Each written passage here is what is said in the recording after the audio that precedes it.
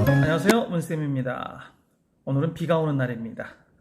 촉촉해진 그런 하루인 것 같아요. 자, 지난주에 제가 반도체에 대해서 3회에 걸쳐서 지금 제가 설명을 해드렸잖아요. 배우면 뭘 하겠습니까? 써먹어 봐야 되겠죠? 자, 그래서 오늘은요, 이렇게 하이닉스라는 회사를 한번 가지고 나와 봤어요. 자, 보시다시피 이 주봉을 보시면요. 올해죠. 올해 요 3월 2일 날, 고점을 좀 찍고, 그리고 나서 쭉 지금 내려오고 있어요. 자, 물론 지금 지난달, 한 달 사이에는 이렇게 조금 반등을 하고는 있는데, 자, 왜 이렇게, 우리나라 2위 기업 아닙니까? 이 하이닉스가 왜 이렇게 많이 빠지고 그랬는지 한번 원론적으로 한번 들어가 보자고요. 자, 지금 보여드리는 이 차트는요, 올해, D램 있잖아요. D램하고 낸드, 즉, 메모리 반도체라고 했죠. 이 메모리 반도체가 지금 업황이 꺾일 것이다. 이 얘기입니다. 물론 지금 6월달까지 올라가다가 지금 3분기부터 지금 빠지고 있는 모습이 있잖아요. 그러면 이 메모리 반도체가 업황이 이번 4분기 그리고 내년 1분기에 가면은 점점 더 많이 꺾일 것이다 라는 예측들이 대부분의 증권사와 그리고 특히 대만에 있는 예측기관 있잖아요. 거기에서 지금 계속 어필을 하고 있는 거예요. 자, 이 사실이 진짜인지 아닌지는 시간이 해결해 주겠죠. 자, 돈이라는 게 뭡니까? 남들이 다 박수 칠 때는 떠나야 되는 거고요. 그렇죠? 그리고 남들이 다 안 좋다고 할 때 조금씩 사 모아야 주식은 돈을 버는 거 아니겠습니까? 자, 그런 차원에서 공부를 한번 해보자는 거예요. 자, 첫 번째, 우리가 증권사 레포트나 이런 분들이 항상 하는 말이 반도체 사이클이 꺾였다 이런 얘기를 하고 있습니다. 자, 그런데 첫 번째, 반도체 사이클이 꺾이려면은 재고량이 줄어야 되는데 지금 삼성전자와 하이닉스의 반도체는요, 지금 재고량이 2주밖에는 안 된답니다. 자, 그럼 2주치를 갖고 있는데 왜 그러면은 재고가 계속 많아서 공급량이 떨어지느냐? 자, 제가 말씀드렸잖아요. 이 메모리 반도체는요, 쌀과 같은 거예요. 그래서 항상 만들어 나가야 됩니다. 근데 그거를 공장을 안 돌려버리면 회사 측에서 너무 큰 타격을 입겠죠. 그래서 물량을 좀 줄이긴 하되 계속적으로 만들어 나갈 수밖에 없는 거예요. 자, 그런데 이 삼성전자와 하이닉스는요, 가격을 흔들 수 있는 그 정도의 능력을 갖고 있는 회사들이에요. 그래서 이제는 함부로 많은 양을 만들어내질 않아요. 자, 그런데 지금 재고가 쌓인 부분은 어디서냐? 특히 이 중국 부분 있잖아요. 이 완제품을 만드는 제조업체에서 이 반도체, 메모리 반도체를 많이 쌓아둔 거예요. 자, 이유는 뭐냐?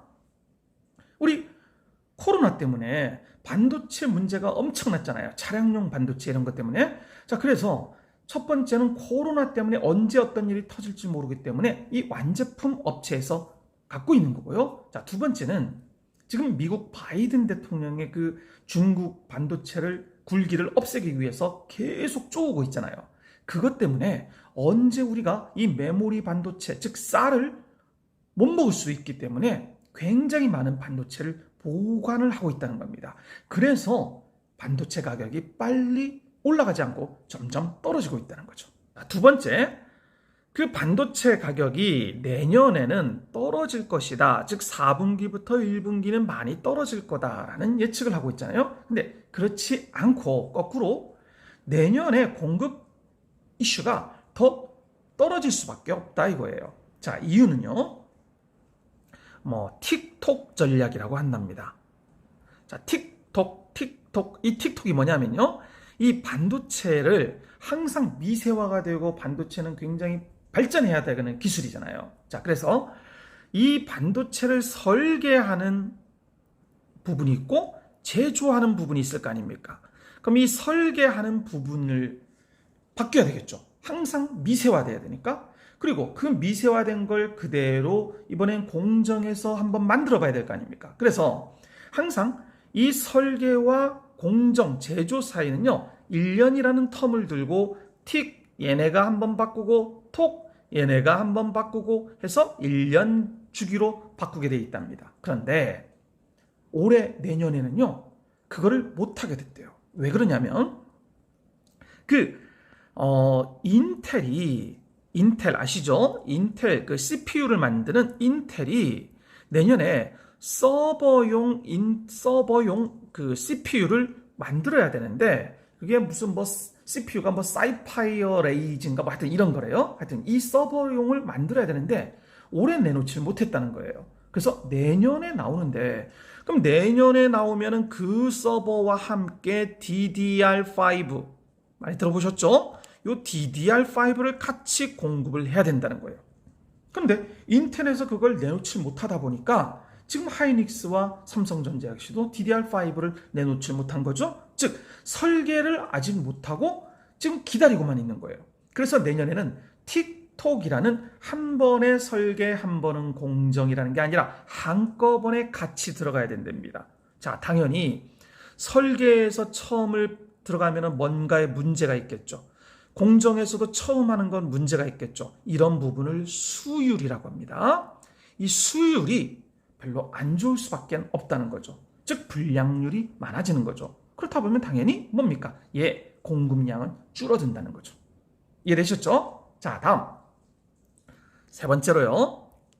이 반도체, 특히 메모리 반도체에 세 개의 분야가 있는데요. 그게 첫 번째가 PC용이고요.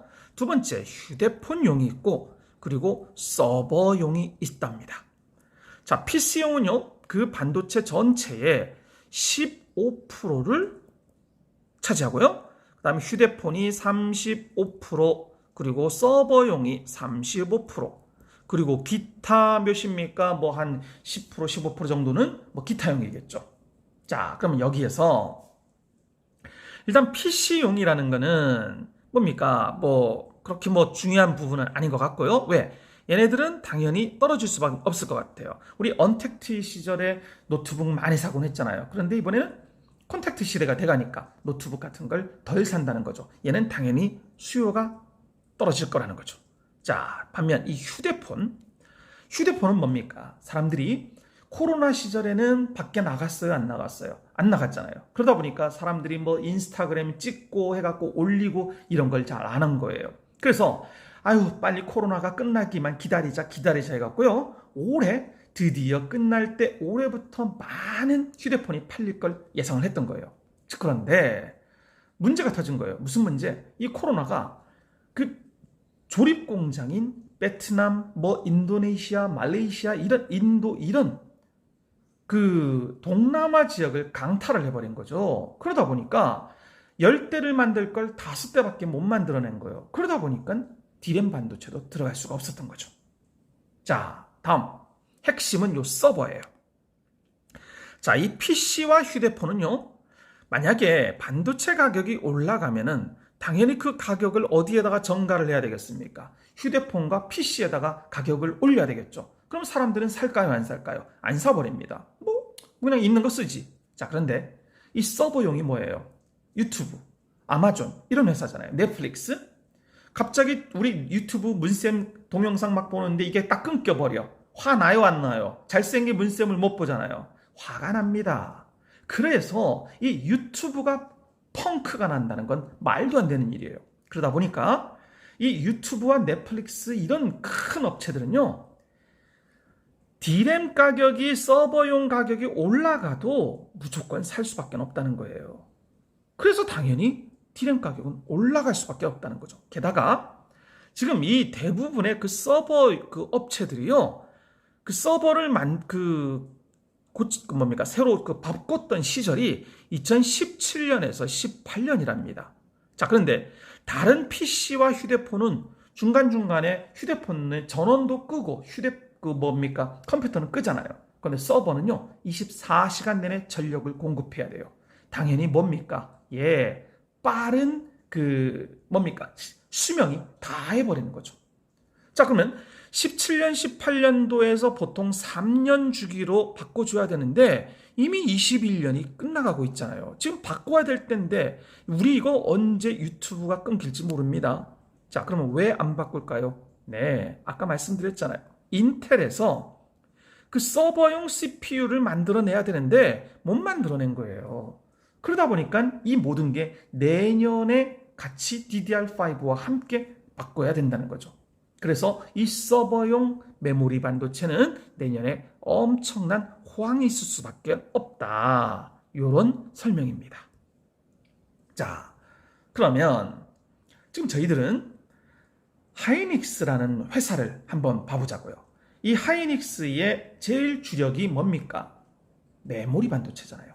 근데 메모리 반도체를 대부분 하고 있기 때문에 그 메모리 반도체의 업황이 꺾였으니까 당연히 하이닉스 역시도 꺾인 거 아닙니까? 가격이. 그렇죠? 주가가 많이 빠진 거예요. 자, 그러면 우리는 어떻게 대처를 할 것이냐? 그 메이저들이 이렇게 안 된다 안 된다가 할 때 우리는 바닥에서 조금씩 한번 들어가 보자는 거예요. 지금 하이닉스가 PBR이 얼마입니까? 1도 안 되잖아요. PBR이 1도 안 된다는 건요. 이거는 뭐 예전 그 정말 최악의 시절에 0.8인가 0.9까지 갔었대요. 그때하고 거의 맞먹는 수준이래요. 그 얘기는 지금 빠질 만큼 빠졌다 이거죠. 그래서 지난달 한 달 사이에 조금 반등의 기미가 올라가잖아요. 이해되셨죠?